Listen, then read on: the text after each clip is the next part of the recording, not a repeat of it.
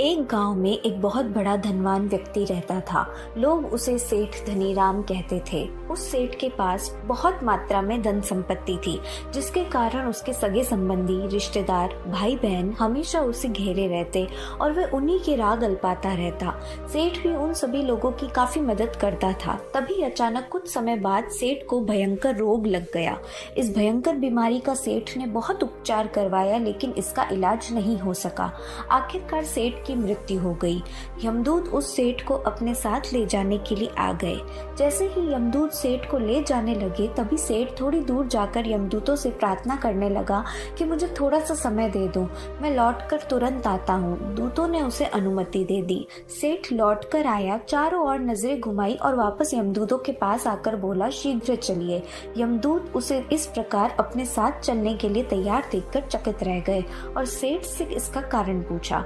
सेठ ने निराश भरे स्वरों से कहा, मैंने हेरा फेरी करके अपार धन एकत्रित किया, लोगों को खूब खिलाया पिलाया और उनकी बहुत मदद भी की। सोचा था कि वो मेरा साथ कभी नहीं छोड़ेंगे।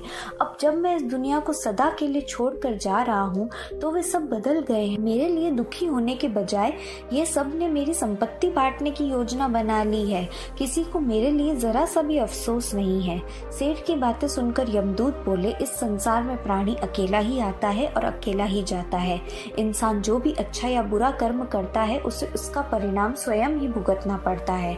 हर प्राणी इस सत्य को समझता तो है, पर देर से। फ्रेंड्स, हम इस बात को अपने जीवन में भी देख रहे हैं। लोग जीवन के सत्य को भूलकर मानव द्वारा बनाए गए जाल जैसे लालच, रुपए, पैसा, बुराई आदि तले दब गए हैं। इस जाल को आप 12वीं की इंग्लिश की कहानी द रैट ट्रैप से भी समझ सकते हैं। आप जो भोजन ग्रहण करते हैं वो पेट में 4 घंटे रहता है, जो वस्त्र पहनते हैं वो 4 महीने रहते हैं, लेकिन जो ज्ञान आप हासिल करते हैं वह आपके अंतिम सांस तक आपके साथ रहता है और संस्कार बनकर आपकी अगली पीढ़ी तक पहुंचता है।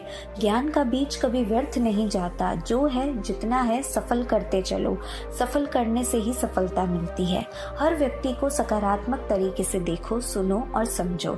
हम जितना ज्यादा पढ़ते हैं, सुनते हैं, समझते हैं, हमें अपनी कमियों का उतना ही ज्यादा एहसास होता है और इसी कमी को दूर करते हम सफलता की मंजिल की ओर अपने कदम बढ़ाते चले जाते हैं।